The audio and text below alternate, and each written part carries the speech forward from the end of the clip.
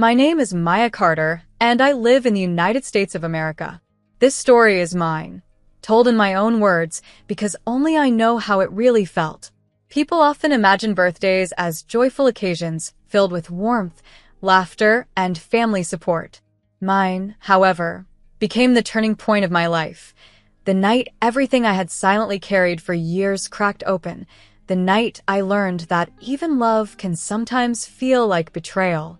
It happened in Cleveland, Ohio, in the old brick house where I had grown up. The house had peeling paint on the porch, squeaky floorboards in the hallway, and the smell of my mother's candles, cheap lavender mixed with vanilla, that never seemed to fade. It was supposed to be a simple birthday gathering. A few balloons taped to the walls, a small cake bought from the grocery store, and some cousins sitting in the living room pretending to be cheerful. I wasn't expecting a grand celebration. I never did. But I had hoped, in some quiet part of me, that the evening might carry some hint of affection or recognition. After all, I had given so much of myself to this family, even though they never knew it. The party was barely underway when my brother Ethan cornered me near the kitchen. He had always been demanding, always sure that my money and time belonged to him. He lowered his voice and asked for my ATM card again. Just for a day, he said, as if that made it less invasive. I knew the pattern. One day would stretch into a week, then into overdraft fees, and eventually, I would be left fixing the mess. I told him no. I told him calmly, firmly, that I was not giving him my card this time. That single word, no, set everything aflame. His eyes flashed with anger. "You're selfish," he spat. Before I could even react, he reached out and grabbed my dress, the one I had bought with my own earnings for that night, a simple but elegant piece that made me feel confident. His hand pulled at the fabric, tearing the shoulder seam. The sound of the rip was louder in my ears than the chatter of relatives, louder than the cheap music playing from the Bluetooth speaker.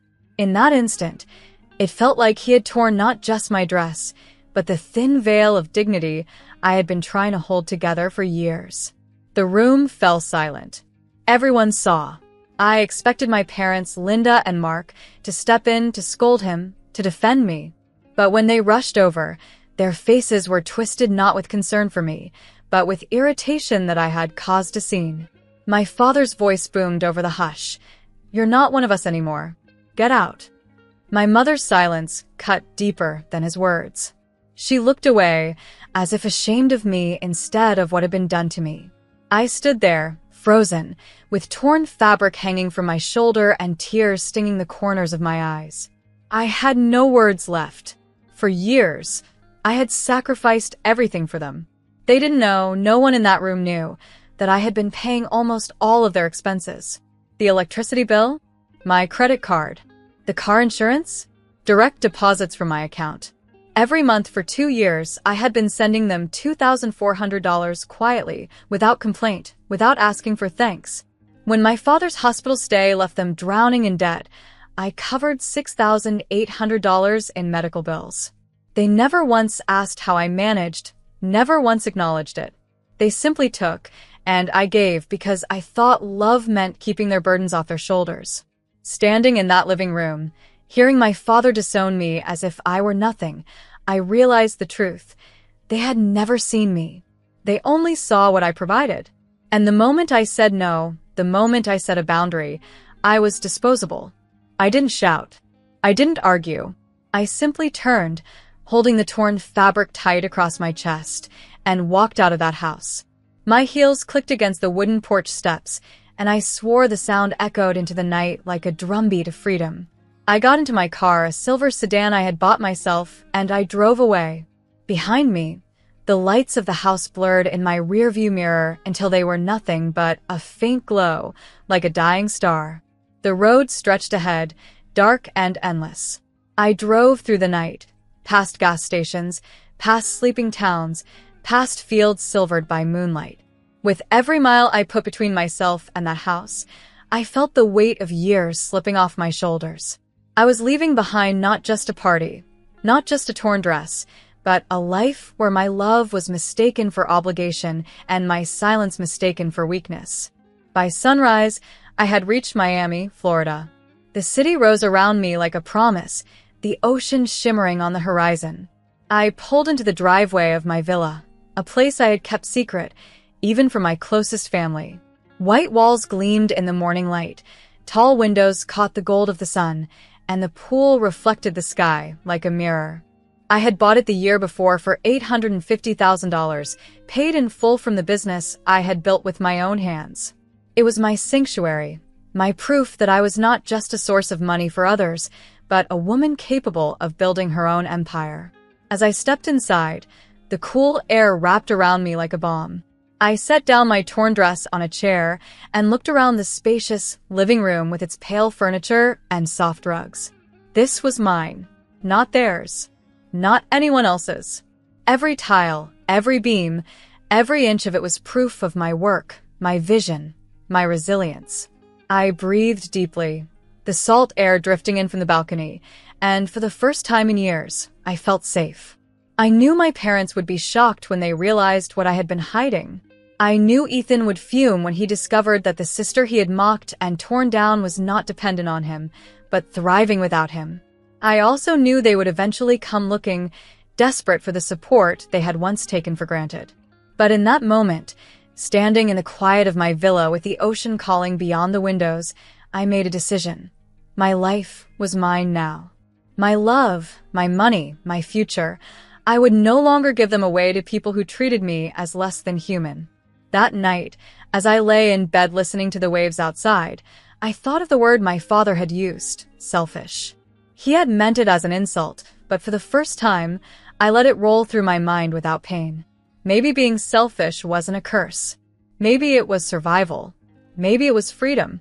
And so, with the sound of the sea filling my room, I closed my eyes and let myself rest, knowing that my story had only just begun.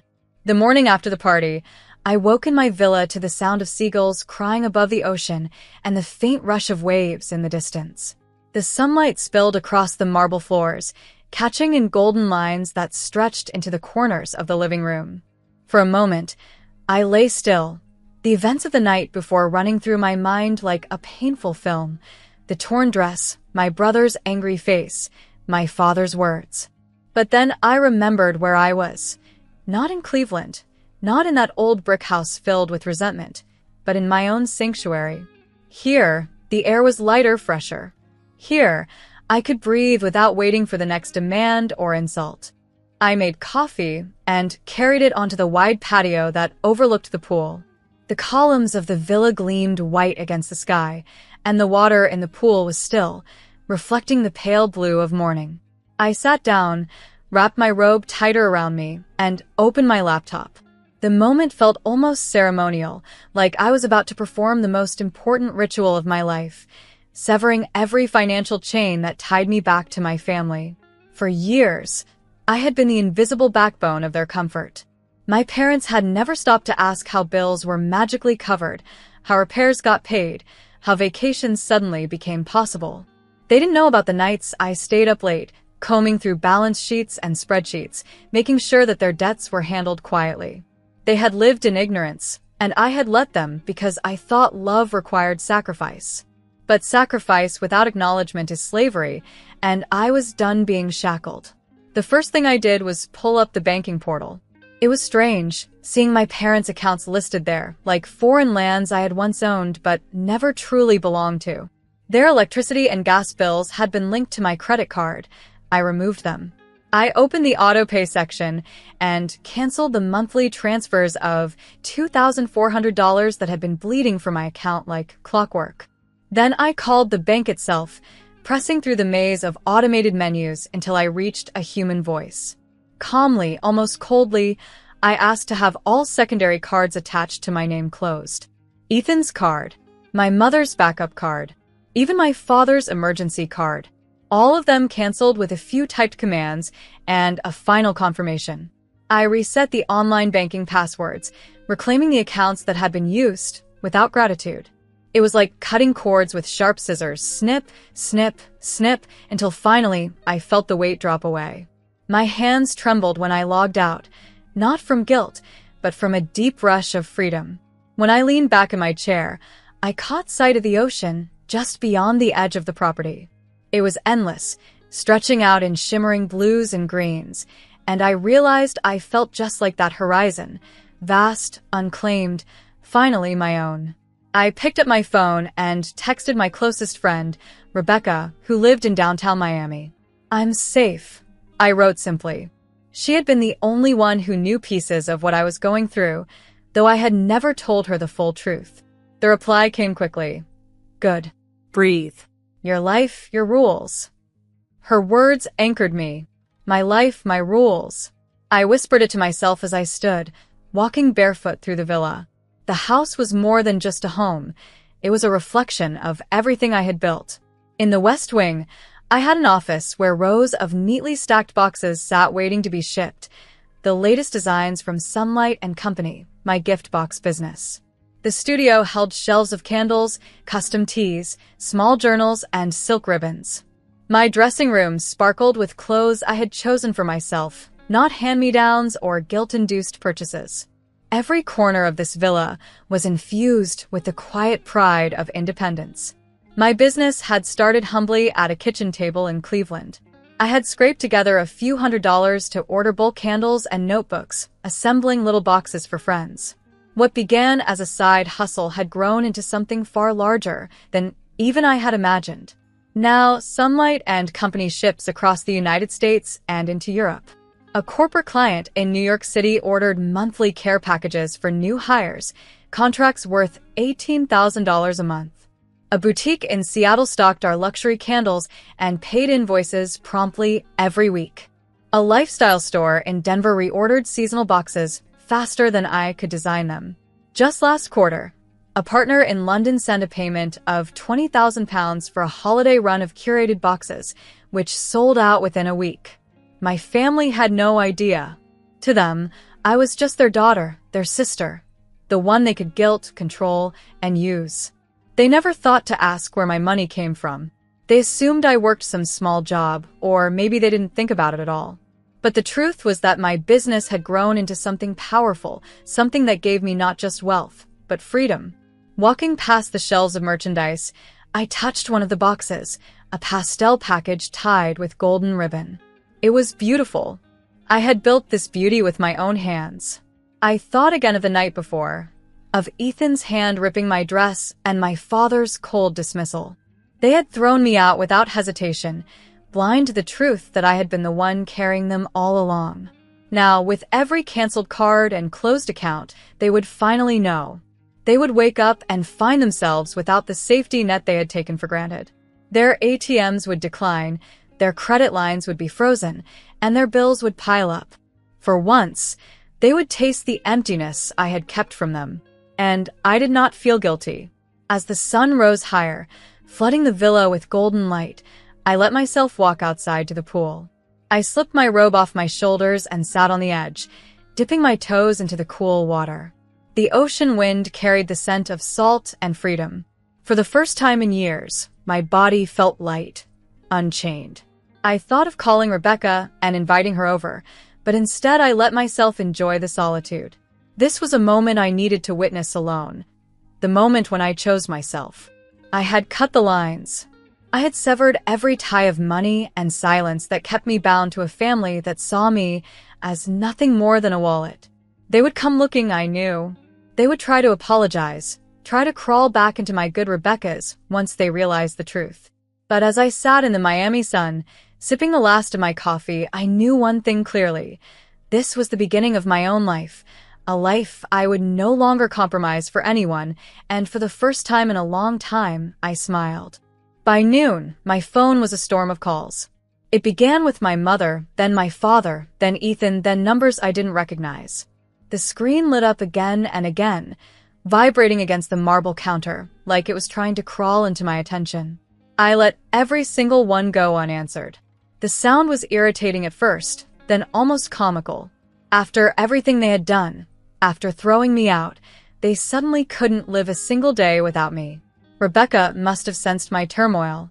She texted me a photo of the ocean near her apartment downtown, sunlight scattering across the water like coins of silver. Her message was simple: let the tides speak. I laughed out loud, a raw sound I hadn't heard from myself in a long while. The The tide did speak. It said nothing lasts forever, not even their grip on me. That afternoon, just as I was beginning to feel the serenity of silence, the intercom buzzed. My security guard's voice came through, steady but cautious. "Miss Carter, there are 3 people at the gate asking for you." I froze. 3 people. I didn't need him to say their names, I knew. I walked to the monitor and pressed the camera feed. There they were, my family. My mother looked smaller than I remembered, her shoulders hunched, her face drawn and pale. My father stood stiff, his jaw clenched in that same way he always did when he thought he was right, when he thought authority alone was enough to bend others. And Ethan, my brother, looked down at his shoes, shifting from one foot to the other, not quite brave enough to meet the camera. They had found me. They knew now. The guard spoke again. "Should I send them away, ma'am?" His voice carried no judgment, only readiness to follow my orders. The thought startled me. I had never truly had power before, not the kind that came with someone asking permission to let my family into my space. I told him to wait. I stood for a long moment, staring at the screen. My mind replayed every hurt, the sound of fabric tearing, the venom in Ethan's voice, my father's words casting me out like I was nothing. But then came the memories of the quiet sacrifices, the $10,000 I had wired once for an emergency home repair, the countless $2,400 transfers, the credit card bills I had shouldered alone. They had never thanked me. They had never even asked how I managed. They had only taken. I walked through the villa, the lemony scent of polished wood following me. The place still felt new, like a dream I was only beginning to believe belonged to me. At the front door, I paused. I unlocked only the inner door, the one with the glass. Sunlight streamed through, illuminating their faces. They stood on the wide steps, exactly as I had seen them in the camera. My mother's eyes filled with tears when she saw me. "Maya," she whispered, "we didn't know. We didn't know you were paying for us." Her voice cracked. For a heartbeat, I almost believed it. Almost. "You didn't ask," I said, my own voice steady, sharper than I expected. "And you hurt me." My father stepped forward, his expression firm, though I saw the flicker of unease in his eyes. "We made a mistake," he admitted, his tone measured. "But we're family. Family forgives. We need to talk, fix this. Right now, we're short on money. Just this week, we need about $1,200 to cover bills. After that, we'll figure things out." The words landed like stones in my chest. He wasn't here because he loved me. He wasn't here because he had suddenly understood my pain. He was here because his cards had stopped working, because the accounts were frozen, because for the first time in years, he didn't have me as a silent safety net. I remembered sitting in my old bedroom at 2 a.m, transferring $10,000 to cover the cracked roof and broken heater in winter, so my family wouldn't freeze. I remembered their laughter the next morning, as if nothing had ever been wrong, as if their world hadn't been on the verge of collapse. They had never even looked at me, never asked how the problem disappeared.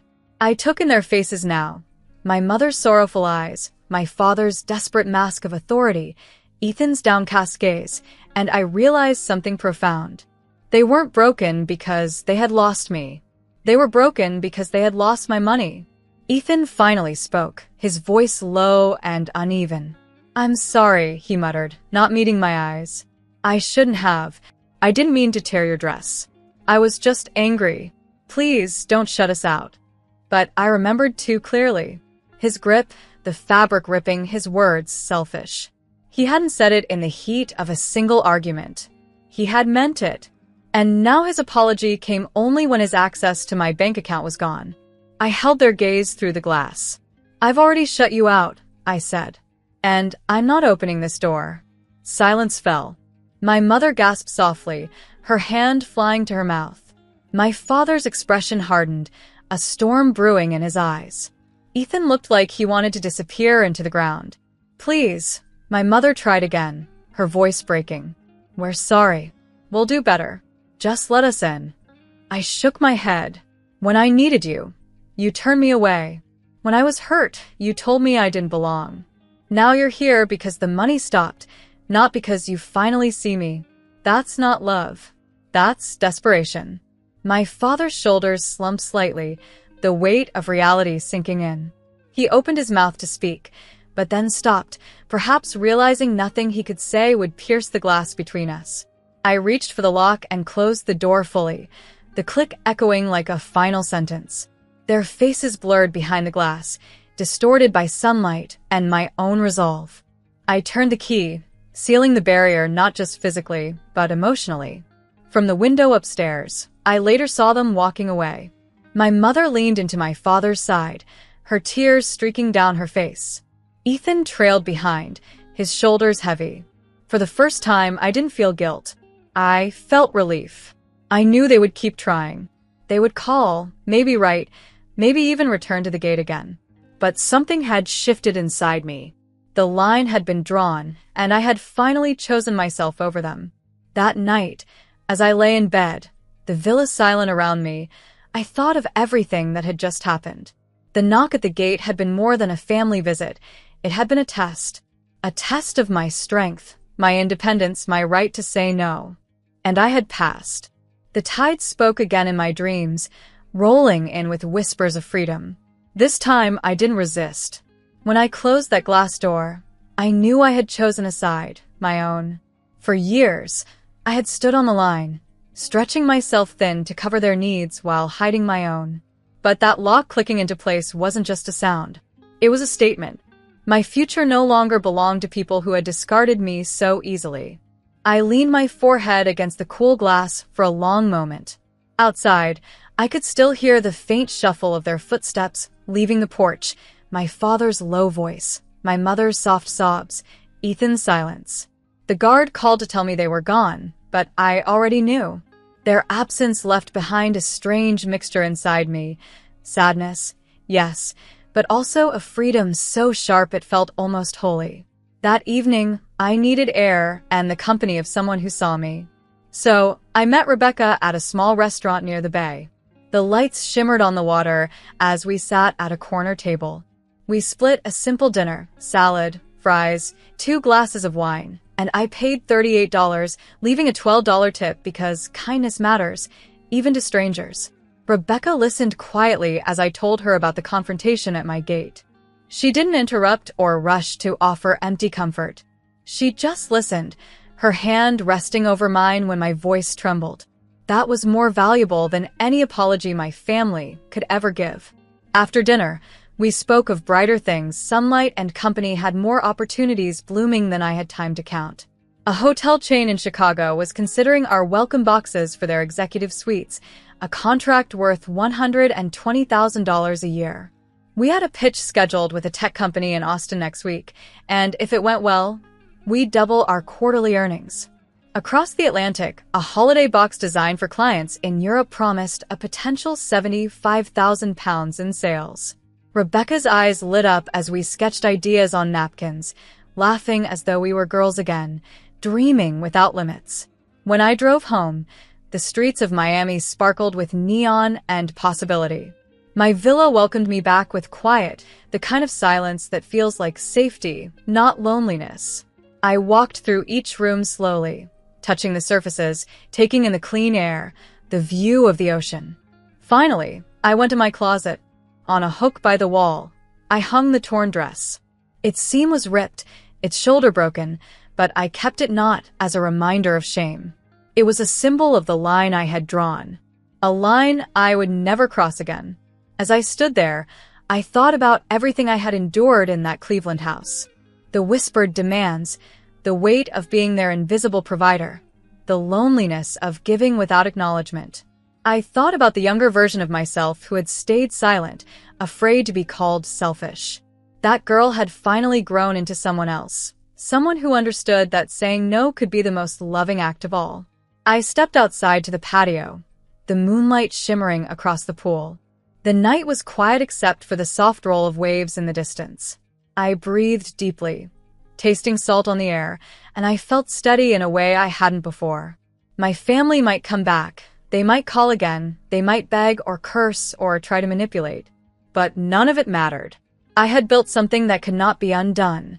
My independence, my business, my home, my peace. I whispered the words aloud just to hear them. This is my life. I built it. I paid for it. I decide who walks through my door. And as I turned toward the quiet villa, my heart lighter than it had been in years, I knew one final truth. I owed them nothing. Not anymore. That night, I slept deeply, wrapped not in fear or guilt, but in peace.